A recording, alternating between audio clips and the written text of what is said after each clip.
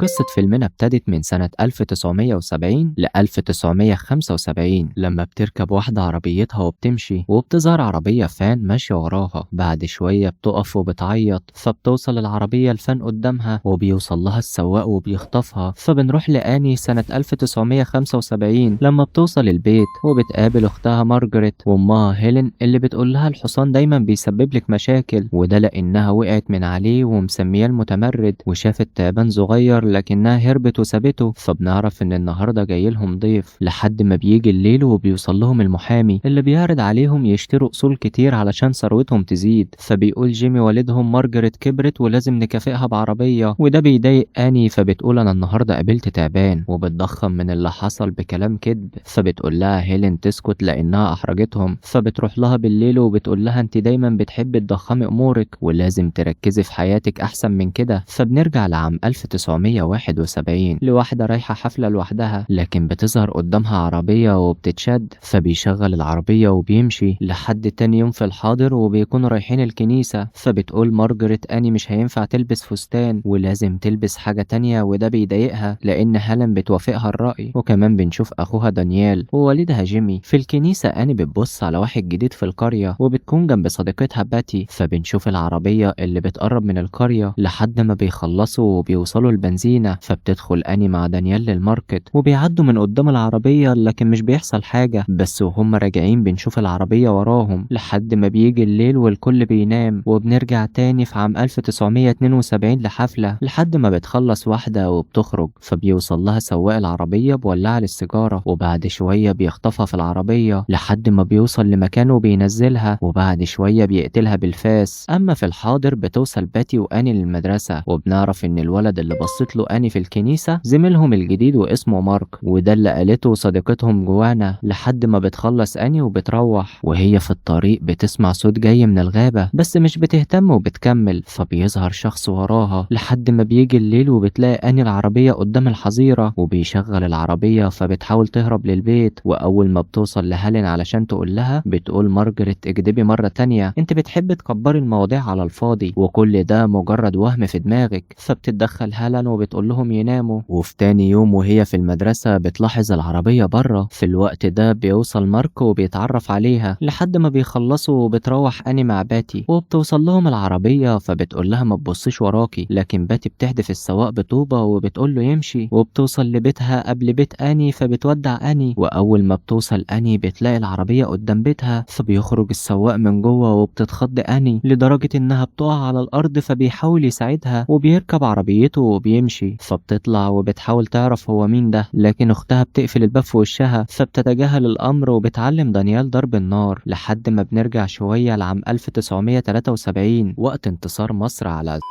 في حرب اكتوبر لواحدة لسه راجعة من حمام سباحة. واول ما بتوصل غرفتها وبتدخل بيدخل وراها سواق العربية. بعد شوية بيخرج بالسلسلة بتاعتها. اما في الحاضر الليل بيجي واني بتلاقي شخص تحت بيشرب سيجارة. فبتترعب وبتقفل الشباك لحد تاني يوم وبيجهزوا ليلة راس السنة. بس دانيال بيلاحظ نفس العربية وبيقول لها، فبيدخلوا بسرعة وبيقفلوا الباب. بس دانيال بيجيب سلاح بندقية صيد وبتخرم بيها اني الزجاج الامامي للعربية كتحذير. طبعا كل ده بتكون مارجريت بره وجيمي وهيلين كانوا بره. فبيرجعوا كلهم وبيتجمعوا، ودانيال بيحاول يحكي اللي حصل بس هيلين بتقول ده اكيد فيلم على التلفزيون ومش بيصدقوا. وكمان جيمي بيحبس مارجريت اسبوعين لانها خرجت من البيت، لكن اني بتحاول تعرفهم ان العربية دايما بتراقبها في المدرسة وكمان وهي مروحة، بس مش بيصدقوها. فبنرجع شوية ل 1974 لما بتخرج طفلة بالكلب بتاعها. فبيوصل لها السواق وبيخطفها. المرة دي بنلاقي السواق معاه واحد بيقول له عمل جيد، وكمان بنشوف البنت المخطوفة مربوطة فبيقوم وبيقتلها. اما الحاضر اني بتشوف نفس الراجل بالسيجارة بره. المرة دي بتنزل وبتبلغهم كلهم. فبيخرج جيمي بسلاح وبيسمعوا ضرب نار، لكنه بيرجع وبيقول ده مجرد هيكل مرسوم. لحد تاني يوم وهلن بتقول لمارجريت توصل اني للمدرسة، وبتخلص اليوم وبيوصلوا للبيت. وبتبدأ اني تقفل كل الابواب لان جيمي مش موجود وفي العمل. فبتقول مارجريت إنها عازمة آني على السينما، وده بيخليها تقول هجيب باتي معايا، لحد ما بتصحى آني على صوت حد بيفتح باب الشقة، فبتنزل بالسلاح وبتحاول تشوف، وبتلاقي باب الشقة مفتوح، وبعد شوية بيوصلها شخص لكنه بيكون جيمي، فبيهديها لحد ما بيجي الليل وبيروحوا للسينما، وبتنزل مارجريت لصديقها وبتسيبهم، وبعد شوية بيوصل لهم مارك صديقها، وبتكون مجموعة المدرسة كلها موجودة، فبيقول لهم تشارلي إن جوانا عاملة حفلة الهالوين في بيتها وكل أصدقائنا هييجوا ولازم تيجي مع باتي، بس بتقول أنا ممكن ما اروحش للحفلة، وبنعرف إن بكرة يوم الحفلة، بس باتي بتكلمها وبتقول لها مش عربية اللي هتحبسك في البيت ولازم تيجي الحفلة ونتجمع، فبتمشي هالم مع جيمي ودانيال لحفلة تانية، ومارجريت بتفرح وبتساعدها علشان تجهز للحفلة، وبتخرج أني وباتي بالأحصنة للشارع، ومارجريت بتفضل لوحدها في المنزل بتشغل موسيقى وبتتكلم في التليفون، فبيوصلوا البيت جوانا وبنشوف العربية بتلف بره البيت. بعد شوية بتوصل باتي لأني وبتقول لها الليل قرب لازم نمشي، وهم في الطريق بيشوفوا العربية راكنة، فبيشغل العربية وبيجروا وراهم، وده بيفرقهم، فبيوقعها الحصان وبيجري، وده بيخليها تجري وبتدخل للغابة وبتستخبى، وبتوصل العربية لمكانها، فبيبطل العربية وبينزل، وبتكون أني مستخبية جنبه لحد ما بيمشي في اتجاهها ولكنها مش بتظهر، بنشوفها مستخبية تحت العربية، فبيركب العربية وبيمشي، وبتقدر أني تنقذ نفسها وبتكون اتصابت في دراعها، وبنشوف باتي اللي بتحاول تتواصل مع أني لكن مارجريت بتتكلم وده بيديها مشغول، فبنشوف أني اللي بتوصل للحصان وبتسحبه لحد ما بتوصل للحظيرة لكنها بتلاقي العربية واقفة بره، فبيوصل لها السواق وبيخنقها وبيوقعها على الأرض وبيضرب فيها، فبيكتفها بحبل لكنها بتقدر تبعد وبتكلم الحصان اللي بيرفصه وبيكسر الخشب بيه، وبتحاول أني توصل لسكينة وتفك نفسها لحد ما بتقدر تفك رجليها. في الوقت ده بيقدر السواق يقوم مرة تانية وبتقدر أني تهرب في اتجاه البيت بالعافية، لكنها بتلاقي العربية بتجري وراها لحد ما بيقف وبينزل يمسكها مرة تانية، المرة دي بيخنقها بحبل على رقبتها. طبعا مارجريت مش معانا على الكوكب لحد ما أني بيغمى عليها، وبعد شوية بتلاقي نفسها جوه العربية، فبيشغل العربية وبيمشي لكنها بتقدر تمسك مفك وبتخبطه في دماغه أكتر من مرة وبتنط من العربية. السواق بيكون اتصاب في دماغه، فبتحاول أني ترجع مرة تانية للبيت وبتنادي على مارجريت لكن كل الأبواب بتكون مقفولة، وبيوصل السواق مرة تانية، أخيرا بتسمعها مارجريت وبتفتح الباب قبل ما يوصل لها السواق، فبتدخل أني وبيقدروا يقفلوا الباب ولكنه بيحاول يكسر الباب أكتر من مرة، وبيقدر يدخل البيت وبيكسر الباب وبيحاول يطلع لهم ويفتح الباب عليهم. في الوقت ده باتي بتتصل بالشرطة وبتبلغهم، فبتروح أني للشباك وبتقول لها هننط منه، وبيقدر السواق يدخل الغرفة وبيمسك أني قبل ما تخرج من الشباك، لكن بتتدخل مارجريت وبتسحبها وبينطوا هما الاتنين من فوق، فبيركبوا عربيته وبتقدر أني تطلع بيها قبل ما يوصل لهم لكنها مش محترفة، فبيوصل لهم وبيمسك مارجريت، وكمان العربية بتغرز ومش بتتحرك، لكن مرة واحدة بتمشي وبتخبطوا أني وبتوصل لهم الشرطة. بعد فترة بنشوف دانيال مع كلب، فبيوصل مارك مع صديق مارجريت وبيرجعوا يتجمعوا مرة تانية، وبتقدر الحكومة تكتشف كل الجثث اللي اتقتلت. ولحد هنا بينتهي الفيلم بتاعنا. بتمنى يكون عجبكم، وما تنسوش تعملوا لنا لايك وتشتركوا معانا في القناة وتفعلوا جرس الإشعارات علشان يوصل لكم كل جديد. دمتم في أمان وسلام. سلام.